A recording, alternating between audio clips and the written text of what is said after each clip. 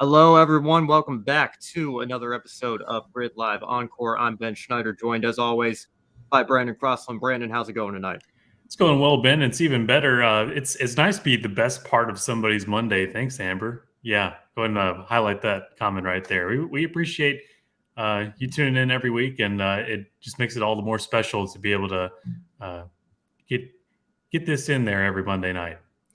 Yeah, it is. It is a great show that we're doing here. I'm glad we're able to shed a little bit of spotlight on some series that we haven't been able to cover in previous years here at Grid.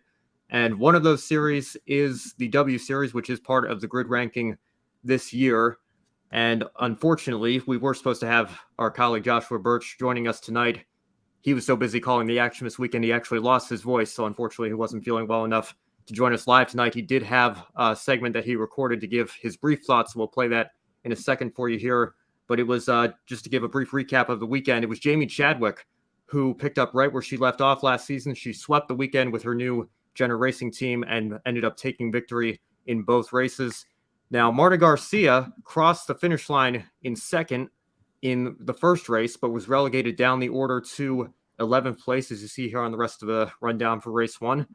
This created a little bit of controversy as to when post-race penalties should be announced. And of course, I talked about that on the wrap-up show yesterday, and I also reshared the clip onto my own YouTube channel. Like I mentioned, Josh was supposed to be here tonight. He wasn't feeling well enough, but he does have some thoughts on the weekend, which we will play for you right now. Hi Ben, hi Brandon. Sorry I can't be with you. I really have lost my voice as well. It's quite hard to talk, but I wanted to send my thoughts across on the W Series as well.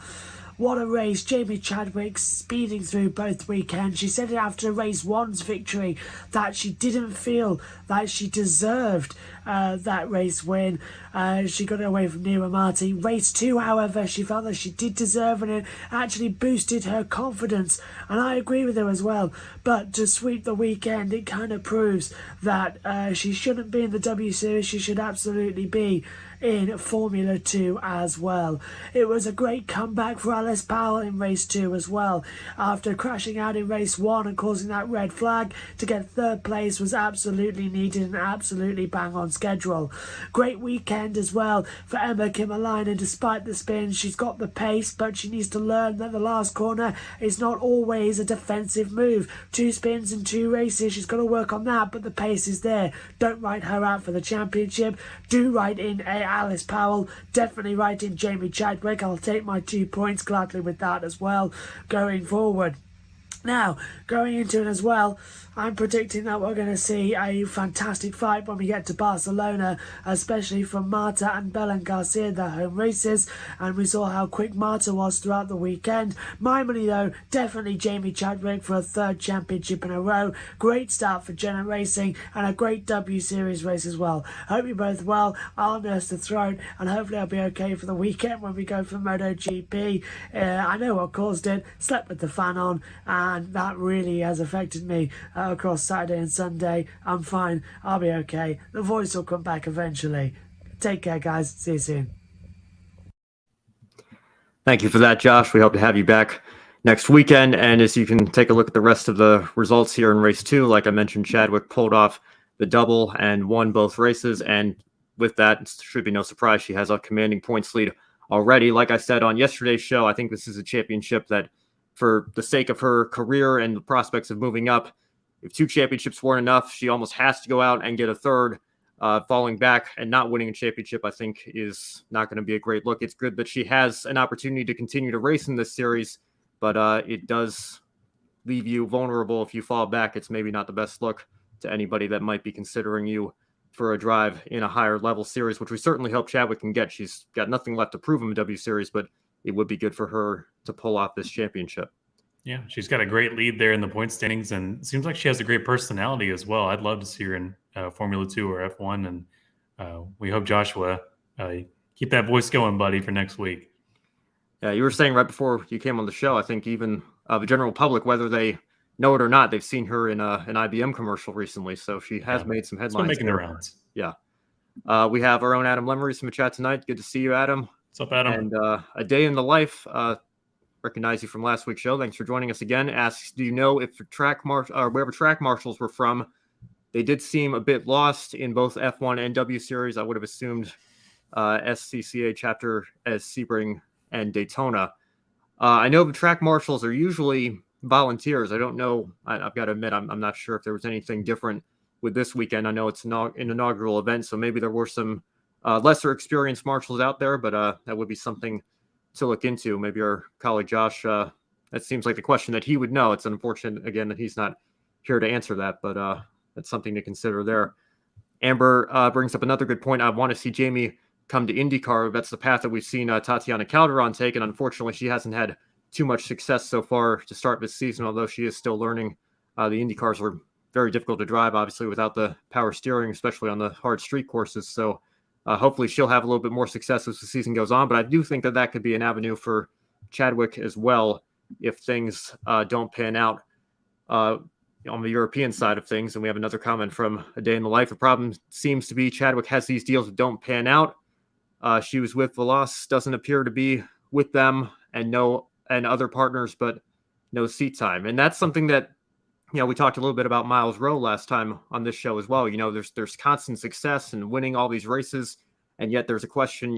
It looks like Miles has some funding set for the Indianapolis Road Course coming up this weekend, but after that, again, it's still a question as to whether or not he's going to be able to finish the season. So it is unfortunate that you see these drivers and these competitors go out and have so much success, and yet because they don't have the connections that another driver might have, because that's just as important as the talent, sometimes they're stranded without a ride. Yeah, unfortunately, that is the case. Yeah, so hopefully there will be something for Chadwick, whether it's in the W Series or not. We'll continue to monitor that situation as the season goes on. Now, I want to have a little bit of an open segment here because I know we talked a few weeks ago on this show. Specifically, a question came up about AJ Foyt when the Hall of Fame nominees list was released. Well, now the nominations have been set, and we have our 3 drivers for the class of 2023. No surprise, I think on the Modern Era ballot, it was, I apologize, I don't know if the dings are going through. I'm getting a couple texts here. Yeah, no surprise. Matt Kenseth on the Modern Era ballot, I think he was pretty much a shoo-in. And, geez, I got to put my phone in. He's a popular man, ladies and gentlemen. Yes. Oh, no. I apologize. I told my folks I'd be doing the show tonight at 7. I'm still getting all these texts.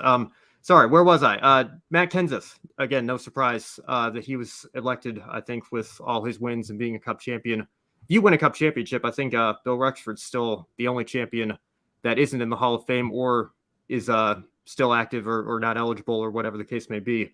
So I think Kenseth was pretty much a shoo-in to go in first ballot. Glad to see Kirk Shelmerdine in as well. And the one that I was really excited about was Herschel McGriff finally getting in on the Pioneer ballot. So Brandon, I want to ask you, what's your reaction to these 3 legends of our sport getting the call to go to the Hall of Fame? Do you think anybody got robbed? You got to think with Jimmy Johnson, Chad Canales next year that the Modern Era is going to be locked out for at least one more season. So what's your take on the whole nomination process that we saw this week? I'm with you. I think it's a fair group of 3 drivers who have made it into the class this year. And looking at Matt Kenseth, especially the last driver to truly win with the points, the points all season long kind of format. And so it's nice to see Matt Kenseth make the Modern Era for this year. And I think the others that were wishing to be in there, they're still going to have time in the next few years to do that. And I think the conversation we had before was, well, you want those that are going to make it into the Hall of Fame to actually be alive to make their speech and live to see that they are in the NASCAR Hall of Fame. And certainly the clock is ticking for some that have not yet had the chance to walk the stage there in Charlotte, as it were. And hopefully those will be able to get the recognition soon. Yeah, I've got to tell you, I was a little disappointed because I think there was some reaction from younger fans who don't know who Herschel McGriff is.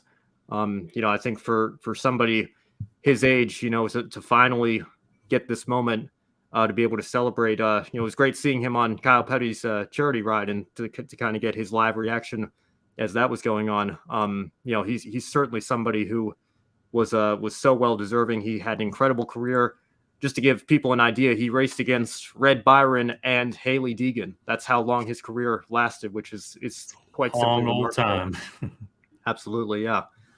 We have, I think, a couple more comments coming in from the chat room. I'm aware of the spam, trying to do something about that, so I apologize to everybody watching. But Adam says, Jamie to IndyCar, absolutely. Want to see how she'd do against those guys. And our own Joe Samaniego as well, saying it would be nice to see W Series have a sponsor instead of $500,000, a full million. So maybe there's an opportunity for a little bit more funding if the series can continue to establish itself there.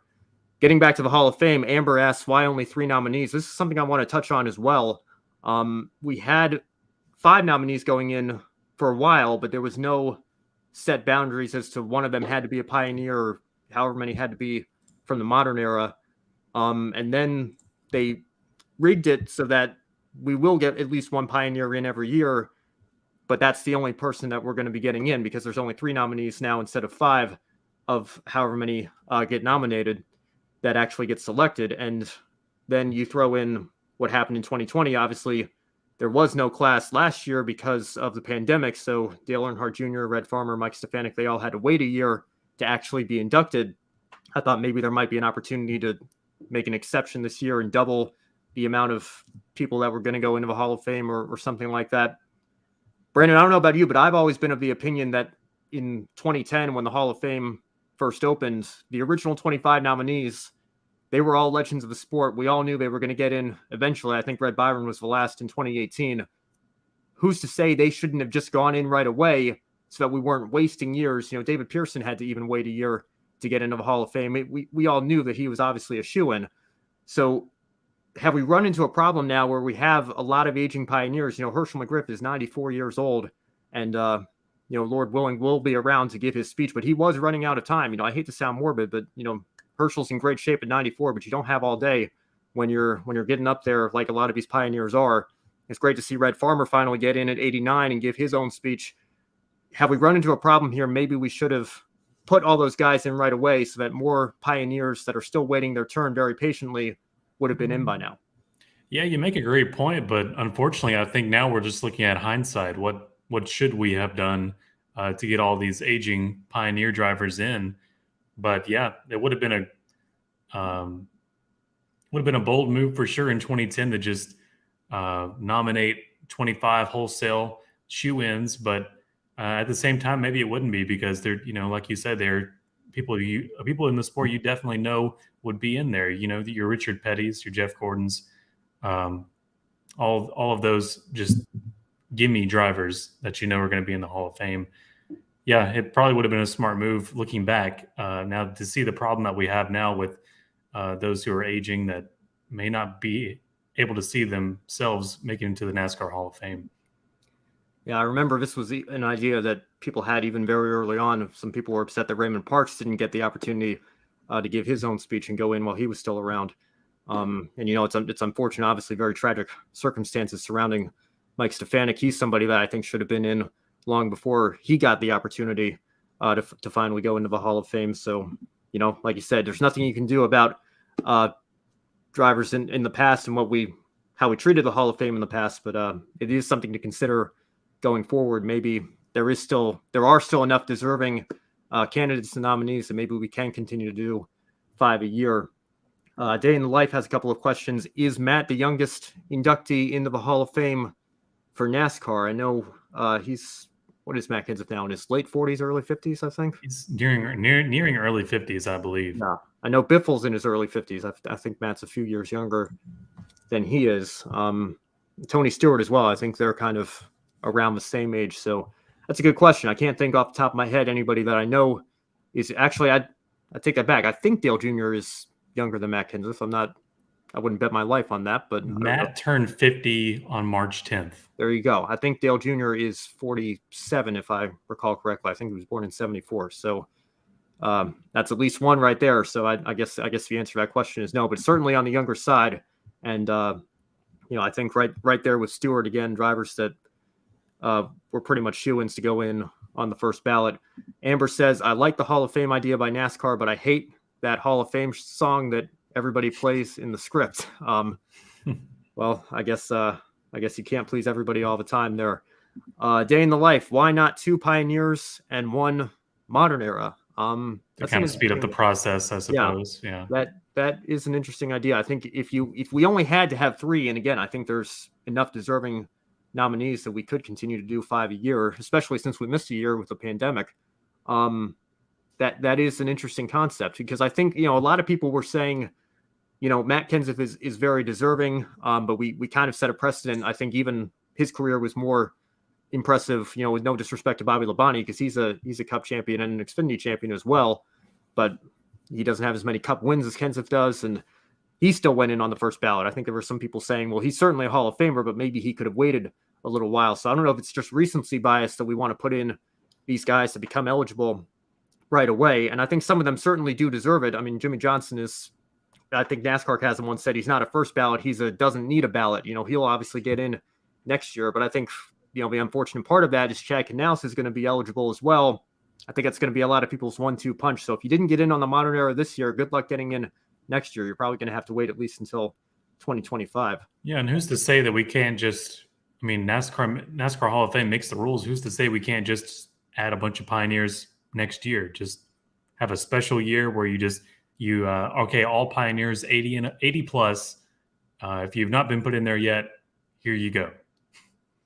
Yeah, well, I don't know that we need to go that far. I think that there should still be, a committee and people making sure that everybody that goes in is deserving of it. But I think certainly, everybody that was nominated this year, I think there were some questions surrounding AJ Foyt, which we discussed on this show here ourselves. But, I think any of the nominees that were on the ballot certainly deserve to be there. And, the pioneers in particular, it is very frustrating, especially for West Series fans, having to watch Herschel McGriff get denied year after year after year. And finally, to get in this year, I think was a sigh of relief. So, it's going to be interesting to see going forward if there's any change to the process. Like I said, I think there's certainly enough to be able to put 5 in a year. And maybe that gives you a better mix of the modern era drivers versus the pioneers, and not just the drivers, I should say, the crew chiefs and owners as well, who certainly deserve to be there. Adam says, I saw Mike Stefanik race a bunch, one of the greatest Northeast drivers in history, absolutely, and very much deserving of the Hall of Fame. And Amber says that's a lot of custom coats to order. Well, I guess, there would be a lot of Blazers that we'd have to be ordering if we were to do that for just a year, but maybe that's something that they should consider, because there are a lot of pioneers that are still waiting their turn. So we'll just have if the goal is to have all these pioneers accept their awards while they're alive, then you got to do something unprecedented like that, I suppose. Yeah, that's certainly fair. And you got to think of AJ Foyt as well. I don't think his Hall of Fame case was quite as strong as Herschel McGriff's. That's why if I had a ballot, I would have voted for McGriff in this instance. But, Foyt's in his mid-80s as well. So, it is something to take into consideration, I think, because these are legends of our sport who are on the ballot for a reason. And I think, if we have the opportunity to allow them to give their own speech while they're still with us, we shouldn't delay the process any more than we have to. So it is frustrating that only one can go in a year right now as it stands, but maybe NASCAR will look at that and consider tweaking the format for the upcoming years, especially in light of having missed a whole year because of the pandemic. So let's move on and give a brief recap here of the ARCA Menard Series East race, the final race that isn't going to be a combo race with the main series. It was Sammy Smith picking up where he left off after briefly falling back to 5th place at Dover. He took victory at the Nashville Fairgrounds, his 3rd win in 4 races this season. Like I said, it's the final standalone race. The last 3 races on the schedule will be combination races with the main ARCA Menard Series. I do want to give a shout out to Jake Finch as well. Jake Finch took pole position for the reborn Phoenix Racing Team and even led the first 44 laps from pole before Smith passed him and led the rest of the way. So hopefully there's some good things to come for Jake Finch and the new Phoenix Racing Team that's back in ARCA this year. And like I said, the next East race will be a combo race. It will be June 11th at Iowa. Now, moving on to the NASCAR Truck Series. I want to have a bit of a serious conversation here. We'll get into why in a minute. But Hunter Nemechek took the win.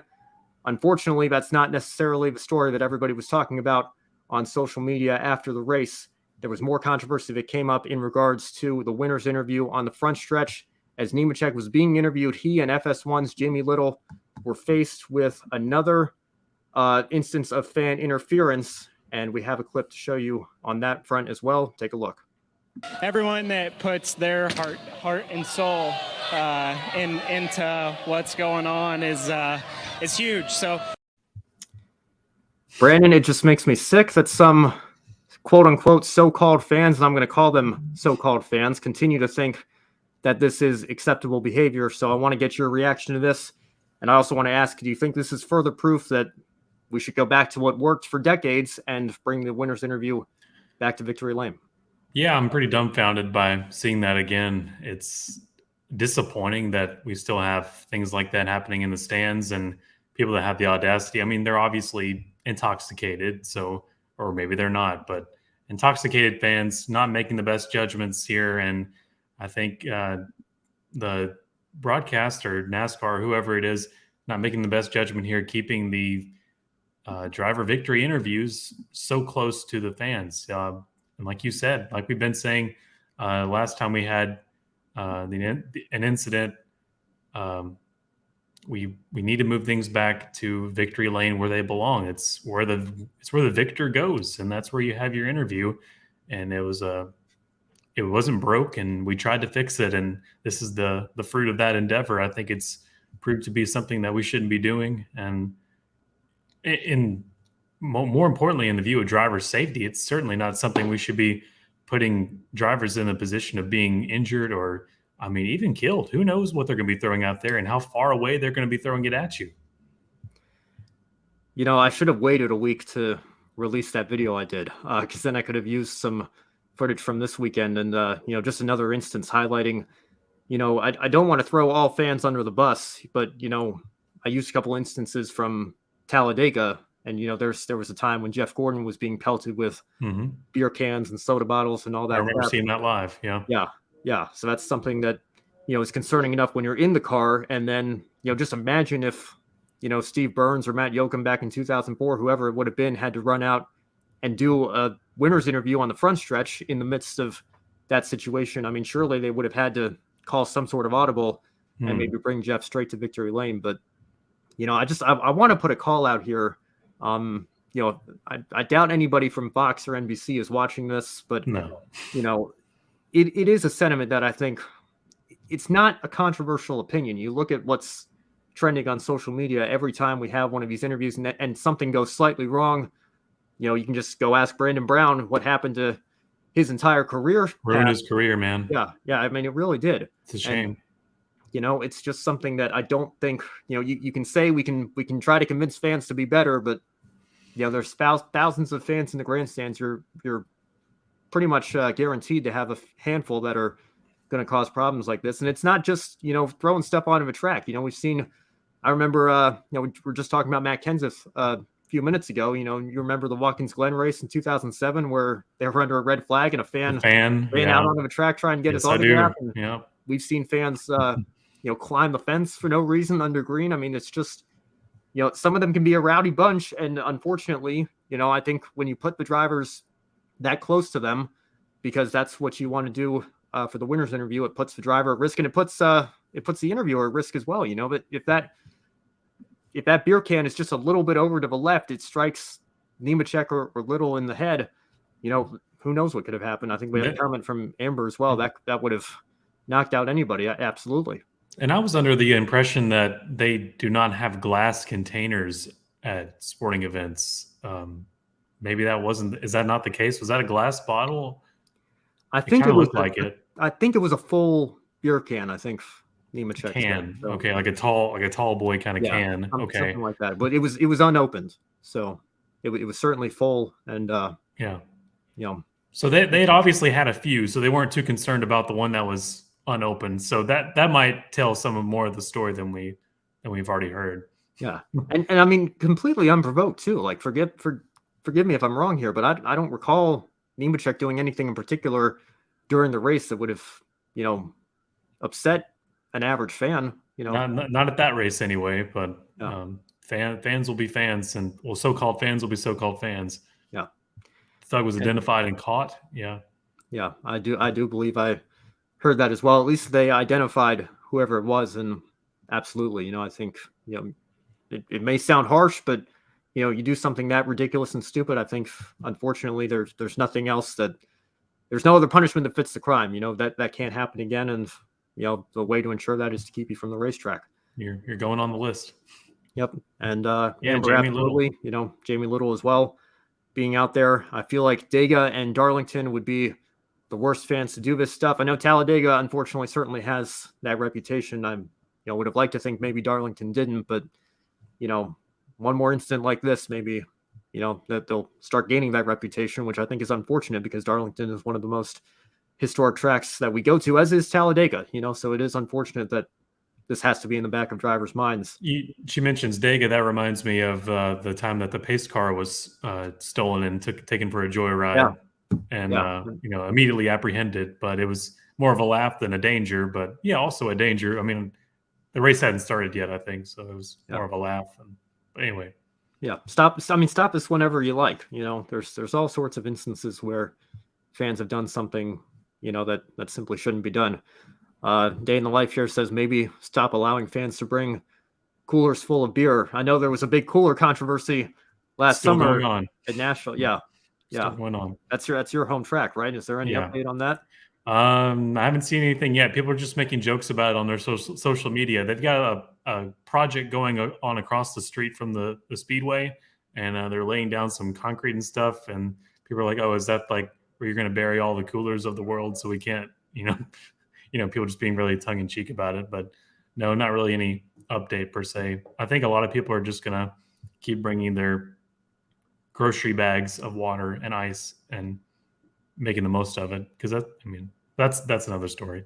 Yeah, well, we are certainly glad that Nemechek and Jamie Little are okay, and I imagine I think John Hunter said he thought a tire blew eventually, so it wasn't until after the fact. The can did go behind him, unfortunately, and only hit his truck. But I think if this isn't the wake up call for the networks and for NASCAR, that maybe it's a good idea to go back to victory lane, I don't know what is. I think there's a whole laundry list of reasons that the victory lane interview there's a stronger case to be made for it than the front stretch interview. And then you take into account the idea that, somebody could get hurt with an idiot throwing something onto a track. I think it's just not worth the risk. And I hate to say it, I hate to be like this, but I think it, like other things, it will take somebody getting hurt before they decide to do something about it. Yeah.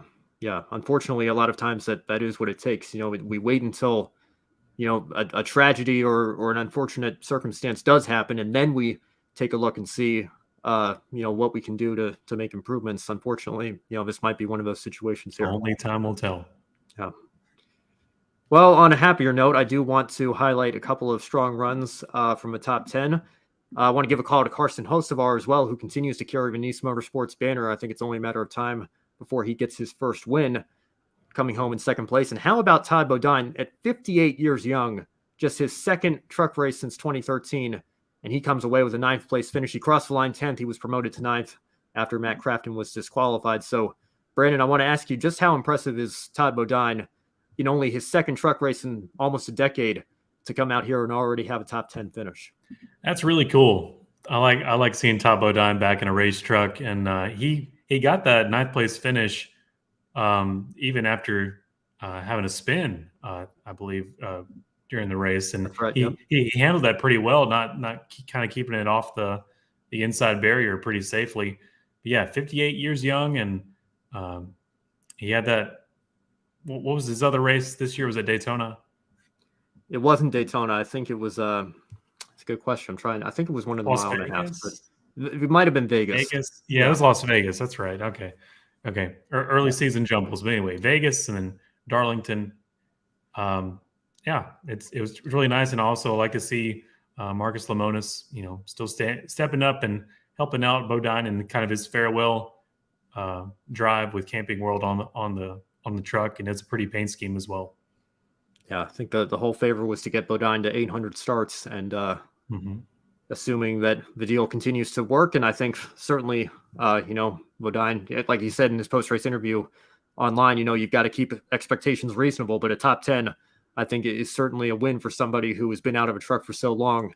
So I see no reason to believe that this deal isn't going to be seen all the way through, and Bodine will hopefully cross the finish line of 800 starts and maybe pick up a couple more top 10s along the way. I don't know. Maybe there's room for them to even build on that and run even stronger. But he's certainly doing it with some flair. Yeah. Very impressive stuff from Bodine and that team. So let's move on to the final race we're going to cover tonight, the Xfinity Series. A very strong field in Xfinity this weekend. To give you an idea of how strong the field was, generally speaking, 33 of the 38 cars finished on the lead lap. And up front, it was mostly a battle between Junior Motorsports teammates Justin Allgaier and Noah Gragson. As you can see on the screen, they finished 1-2 with Allgaier taking the win. His first since this race last season's race at Darlington. He was riding a bit of a winless streak, so good to see him get that broken. Now, Junior Motorsports took 4 of the top 5 spots last weekend and 3 of the top 5. You see Sam Mayer up there in 5th as well this weekend. So, Brandon, I want to ask you, how many Junior Motorsports teams do you see making the championship for when it comes time for Phoenix in November? You'd like to say all 4, but there's going to be Ty Gibbs and somebody else in there, probably an AJ Allmendinger. But if things shake out there in the round of 8 and the round of 16, we might very well see 3 to 4 Junior Motorsports drivers. I don't think we'll see all. I don't think they'll sweep all 4. Of course, I'm saying this now in May, so future self, if you know the answer, then shame on me. But all 4, I think, is a stretch for right now. I think you'll have Justin Allgaier, possibly Sam Mayer, Josh Berry, I believe, will find a way to get all the way through, and then Noah Gragson for sure in the championship 4. But I think you'd be kind of hard pressed not to add some sort of Joe Gibbs driver in there like Ty, or an AJ Allmendinger.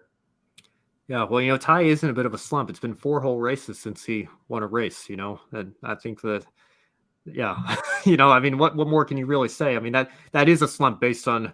It's a slump for Ty Gibbs. Yeah, yes. It's been very impressive. So I think, all joking aside, it would be kind of a surprise not to see him in the championship 4 if he can sustain the level that he started the season with. We have a couple of questions coming in from Day in the Life. I have a question about Hocevar. Can he get a top ride in trucks or Xfinity? I think a few years ago with what Ross Chastain was doing, maybe he would have considered Nice Motorsports a top ride. But I think, they have taken a step back since Ross moved on from racing for that team full time. And I mean, heck, he was in the race this weekend for them. But obviously he's moved on to bigger and better things with Trackhouse and Cup. But I think Hocevar certainly has the talent. I think, like I said, it's only a matter of time before he breaks through and gets that first win. So, who knows? Maybe there's a connection that can take him to Xfinity. I think only time will tell there. I don't know, Brandon, do you have any thoughts on that? Yeah, I think he certainly has the talent to get to a top ride in trucks or Xfinity. It's a matter of will that window of opportunity open up for him is the question. And that really can be hit or miss. It doesn't really, sometimes your opportunities don't really care about your talent in these lower levels. And one final question here. Is there a track where Landon Castle has a better opportunity to win? Of course, he's the only colleague driver this season that is still looking for his first career win. Allmendinger obviously has several with the team, as does, Daniel Hemrick doesn't have one with colleague. He's got one at Phoenix last year when he won the championship. So do you see a track where Castle might be able to break through? I'm not really well studied on Landon Castle, so I'm not really sure what his strong suit might be. So no, I don't really know a particular track that he might do well at. The only one I can kind of think of is Daytona or Talladega, just because of how well colleague have run there as a team in the last several years. Although, I have to say it was kind of difficult for all 3 of them to get lined up at Talladega in our most recent super speedway race. So maybe their dominance is kind of fading there, but they certainly are still very strong on those tracks. So that might be a chance for Castle later this season. Also, Day in the Life says, after Chastain, it seems to have gone backwards. I was not impressed with the idea of Natalie Decker with them. I know Decker does bring a little bit of funding, and she's making some limited Xfinity starts this year. But, I think it wasn't just, in fairness to Natalie, it wasn't just her. You've seen, I think, like we said, aside from Hocevar, it has been a struggle from Nice trucks even this season to be able to run at the level that Ross Chastain had them at in 2019. So, it's something for Nice to look at. Maybe what Hocevar is doing, try to copy the setup on all 4 of their trucks or whatever the case may be. So we'll see where it goes from there. Maybe the case that they have 4 trucks, that may be what's slowing them down. Then maybe they need to slow down their operation and focus their efforts on a couple. Yeah, sometimes if you're a smaller team, I know, resources are limited. Sometimes it's better to be a leaner team with two operations and, combining your resources there to have two strong teams rather than trying to spread it out across all four and fill the field and give yourself more opportunities. Sometimes it's better to take the former approach. Amber says Natalie is talented and has wins in road racing. That is true. She does get a lot of criticism, I think, for the NASCAR side of her career, but she has had some success in Trans Am. So I don't believe she's still with Nice in any capacity, but be interesting to see if she gets some more opportunities in Xfinity as the season continues here. Now, continuing on with junior motorsports, like I mentioned, Sam Mayer was fifth, and with Allgaier's win, he's now the only junior motorsports driver without a win this season. But that's not to say he hasn't been running well. He has 5 top 5 finishes in the last 6 races. So, Brandon, when do you see Sam Mayer getting into victory lane this season, if you do at all? I'd say it could happen as soon as next week at Kansas, or it could be as far away as the fall trip to Martinsville. I mean, there's really no telling with Sam Mayer. He's kind of hot or cold, and when he's really hot, really hot. So it'd be nice to see it come sooner than later, but he's got certainly has the team to get there and the equipment, but sometimes his circumstances or who he's facing at the moment can weigh the outcome more than his talent alone. Yeah, I agree. I think, it was great seeing the rivalry that Mayer and Gibbs had back in the ARCA Menard Series East and the main ARCA Series. And, of course, Mayer had a truck win at Bristol, so maybe that could be a place for him to get his first career Xfinity Series win as well when the series comes back there this fall. But I think, like you said, it's only a matter of time. If Junior Motorsports continues to run at the level that they're running at, I think I'm trying to think off the top of my head. I know Joe Gibbs Racing put 3 of their 4 cars in the championship 4 in the Cup Series in 2019, but I don't think anybody's ever swept the top 4 as a team. So I wouldn't put it past Junior Motorsports. I'm not expecting it. I think it would be difficult when you look at guys like Allmendinger and Gibbs, who have been running very strong this year. And we'll get to AJ in a second here as well. But, Sam Mayer, I think, I hesitate to even call him the weak link of a team because, like I said, he's been running in the top 5 pretty much every weekend for the last few weeks. So, if you're running that strong, it's only a matter of time before you break through and pull into victory lane. He's as strong as a weak link could be with Junior Motorsports. And yeah, I hope it's not too long before we see him in victory lane. And I think it's crazy that we are almost coming upon the fact that there could be a sweep of the top of the final 4, as it were, or the championship 4, in its short history of being a thing. Yeah, well, you look at Allgaier, and, he always has to be a threat. He's a seasoned veteran, and even though he doesn't have as many wins over the last year and a half or so, I think he is certainly a contender to at least make the championship 4. He's a very consistent driver, and, Josh Berry has come on and made the most of his opportunity, as has Noah Gragson now. His, I think it's his 3rd year with Junior Motorsports, if I'm not mistaken. That sounds right. He, obviously is very comfortable in the environment that he's in now, and, looking to make the most of an opportunity to win a championship as well. Amber brings up a good question here. How is the 88 not in the race this weekend? I've got to admit, the Champions Provisional, they've changed the rules on that the last several years. I think, if it rains, it kind of goes out the window. I think that's what happened to Chase Elliott in qualifying this weekend. That's why he ended up being sent home, because the 88 didn't have points. There was actually some concerns that when Dale Jr. got in the car a couple weeks ago that he might even miss the show. But there's certain things that have to go a certain way for you to be able to use the past Champions Provisional. So even though Chase Elliott does have the championship from 2014, it wasn't able to save him in this instance. And I know certainly on the last car side of things, Brock Beard and I, we weren't too devastated to see one fewer Cup driver in the Xfinity race. But, I know Chase Elliott is the most popular driver, so there were some fans that probably were disappointed that they didn't get to see him race twice this weekend. But that answers your question. Hopefully, I think the Champions Provisional has become a lot more limited in terms of the instances that you can use it. And this wasn't one of them this weekend for Chase Elliott. It's terrible. I completely forgot that Chase Elliott had a ride waiting in the 88.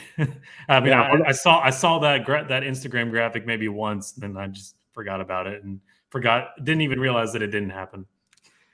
Yeah, well, I know you're glad it didn't happen. Yeah, that is true. I think the Hendrick drivers will maybe get another opportunity there. I know Larson and Larson and Byron, I think, have a couple of races slated there. I think Bowman is the only one that didn't. So I don't know if they're going to try to make this one up for Chase Elliott or not. But it certainly didn't break my heart. I mean, nothing against Chase Elliott. I just you're a Cup driver. I think you should be racing in Cup. So I hold that. People say it. Fans only get upset when Kyle Busch does it. I try to remain consistent myself. So I'm not a fan of. I got to admit, I'm not even a fan of Tyler Reddick being in the race. I know it's a little bit different because it's not for his Cup team, which I'll take that over, the Gibbs drivers that have historically raced down in the Xfinity Series, or, the Hendrick drivers doing it for their kind of affiliate team, if you will. I know Rick Hendrick has a small stake in Junior Motorsports, even though it is a standalone Xfinity team, technically speaking. So, I would prefer that, what Reddick's doing in Xfinity right now, but still not a fan myself. Did you not like Ross Chastain this weekend in trucks? I got to say, I really didn't. Again, nothing against Ross Chastain, but I think once you get to the Cup Series, you don't see it anywhere else. And I don't want to beat a dead horse here because I know we have the show to wrap up, but I try to remain consistent across the board. It's not just a Kyle Busch issue. It's a Cup drivers issue, and I wrote an op-ed actually that was the first piece I ever wrote for Brock Beard, talking about it. I don't blame the drivers. Racers are going to want to race anytime they have the opportunity, but I do think it does more harm than good. Don't worry, folks. I'm just provoking him. They're doing a fairly good job at it. I've got to draw myself back here and let's wrap up the show, because fans certainly know how I feel at this point if they're regulars into this program. Let's talk about a former Cup driver, and I guess a part-time Cup driver this year as well. AJ Allmendinger, we've been tracking that top 10 streak, and he did cut it a little bit close with that strategy. I thought there was a chance he might fall out there on the last lap, but excuse me, he did bring it home in P8 and looked like he was lead. I think for fans that may have just been tuning in to see the final laps, it looked like he maybe had a shot to win, but it was always going to be a struggle for him on those older tires to hold off some of the Junior Motorsports drivers behind him. But he did bring it home in 8th, so he continues to have that points lead. Top 10 streak continuing on as well. Of course, the main focus, I think, for all the drivers at this point is trying to add numbers into their win column, because everybody's focused on the playoffs and how much those victories mean. We're going to Texas next. Xfinity has a weekend off. Brandon, do you see that? Oh, my bad. We're going to continue to. I said Kansas for Xfinity, and that was wrong. I was so caught up in the Cup driver debate that went over my head. So no worries there. Texas, it's a bit of a wild card. I guess it's just one of those typical mile and a halves, but I'm going to keep asking this question until the streak is broken. Yes or no? Does Allmendinger continue that streak? Continue the streak of what? I'm sorry. Top 10s. Top 10s. Yep. Yeah, well, it's kind of a shot in the dark with Texas. I don't know. It's kind of a tough place if you don't know what you're doing, especially with this no limits Texas stuff they have to deal with the different banking on both sides. He might. Who knows? And I think it's kind of cool that Xfinity is going to have a points-paying race on the same weekend as the Cup Stars are having their All-Star event at the house that Eddie Gossage built. That's a good way of putting it. I think Eddie Gossage, certainly an infamous figure at this point, with or a polarizing figure, I guess is maybe a better word. And I just figured out today that he's a graduate of MTSU. I had no idea, and he's from East Nashville, and he graduated from MTSU. That is interesting. I was not aware myself. Fun fact. All right. Well, everybody's favorite part of the show, I think, the one shining moment. Brandon, of course, we'll leave it open to you with the Cup race and F1 in Miami as well. But what was your one shining moment throughout this motorsports weekend? The whole weekend, what really made me happy was Parker Kligerman getting that top 5 in trucks. Parker Kligerman, I think, still has that it factor, and he's showing his strength consistently here on and off. Well, I guess it's not consistent, is it? So he's showing some good strength in trucks still in that Food Country USA 75. And I think he's still not done with his career. He's doing a fantastic job in the broadcast booth, but I think he needs another shot elsewhere. I would say it's consistent as often as he gets the opportunity. Anytime he's in that truck, I think it's actually gotten to be a surprise at this point when he's not in the top 10, because he is very consistent and and runs very well. And I wouldn't be surprised if he adds another win to his resume as well later this season with the opportunity that he might have and how well he's been running. I want to give my one shining moment to Jake Finch, though. It's great to see the Phoenix name back in our sport. And, I think obviously Sammy Smith is the championship favorite in ARCA East. It's going to be interesting to see if, going from standalone races to combo races is maybe going to throw a wrench in this championship. But, Jake Finch is certainly making the most of a great opportunity. And I think, I wouldn't put it past him to win a race as the season goes on as well. So I want to give my one shining moment to him and the entire Phoenix racing team. Like I said, it's great to see the Finch family back in our sport. Amber has an interesting idea here. Make the winner of the Xfinity race go into the All-Star race. That's pretty cool. Yeah. Forget the Open. The Xfinity winner goes in. I think that would there you go. Certainly make it exciting for the drivers in that series. Stir the pot. Yeah, I don't know who they drive for, though. I guess it would maybe depend on what the contract situations are. Maybe some of the manufacturers wouldn't like it so much if it was a designated Chevy team that would be fielding that driver. So there'd probably have to be some logistics you work around there. A Day in the Life says, my standout moment is Carson Hocevar gaining more confidence. Like I said throughout the show, I think only a matter of time before he gets that. Amber saying Ricky Stenhouse with second top 10 in as many weeks. That's great for him as well. I forget who it was. I think that was somebody's shining moment on the wrap-up show yesterday as well. So great to see JTG Doherty as well. Maybe they can build on that momentum that they've been experiencing the last couple of weekends over on the Cup side of things. It was a good day for Ricky Stenhouse, indeed. Yeah, it certainly was. All right. Well, that is going to do it for another episode of Grid Live Encore. If you liked what you saw tonight, be sure to stay in tune with us and follow us on all of our social media platforms, Twitter, Facebook, Instagram, and TikTok. Grid is on all of them. Although now that I think about it, I know our Facebook page is down for the moment. We are trying to get that issue resolved there. So keep an eye out for that. Hopefully the Facebook page will be up sooner rather than later. If you really liked what you saw tonight, you can take 5 minutes after the show to invest in our Patreon, buy me a coffee, or find another way to support us. And of course, as always, thank you to Colin, Deshelle, Mark, and Robin. Your support is what allows us to stay on the air and helps continue to keep us on the air throughout the rest of this season. And as always, thank you as well to Amber, Edward, and Zachary for buying us a coffee. If you'd rather make a one-time donation option, that is your best choice in that regard. Visit our sponsor, public.com. Got a lot of graphics to go through here tonight. There we go. Stock market social media home. Visit the referral. Use the referral code GridNet in the link below to give you $5 to invest. Public.com allows you to connect with your friends, make new friends, and use tools to learn how to invest in the stock market. Now, as always, Grid Tonight will be on Wednesday with Adam and Kobe. On Thursday, Joe and Daniel host the Women in Motorsports program. Grid Live is back with a pre-race show on Saturday, wrap-up on Sunday. And Brandon and I will see you right back here next Monday night. Like I said, Xfinity has the week off, but ARCA and Trucks will be at Kansas Speedway. Brandon, any final thoughts before we sign off for the night?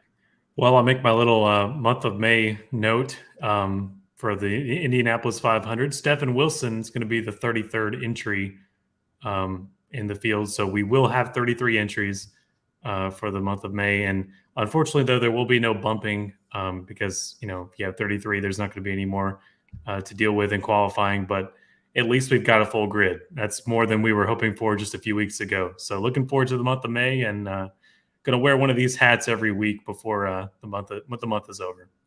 It is frustrating that we have no bumping, but it is a relief that we will at least have a full field. So that is certainly better than the alternative.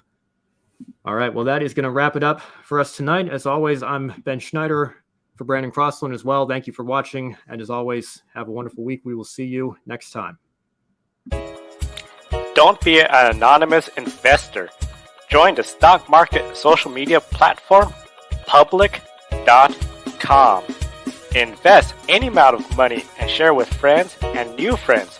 Discover new opportunities, such as new companies and potential business partners, and useful tools for beginners, and share your experience with friends on public.com. Link in the video description gets you $5 for being a Grid Network viewer. Use the referral code GridNet for your free $5 to invest. Start investing and networking on public.com.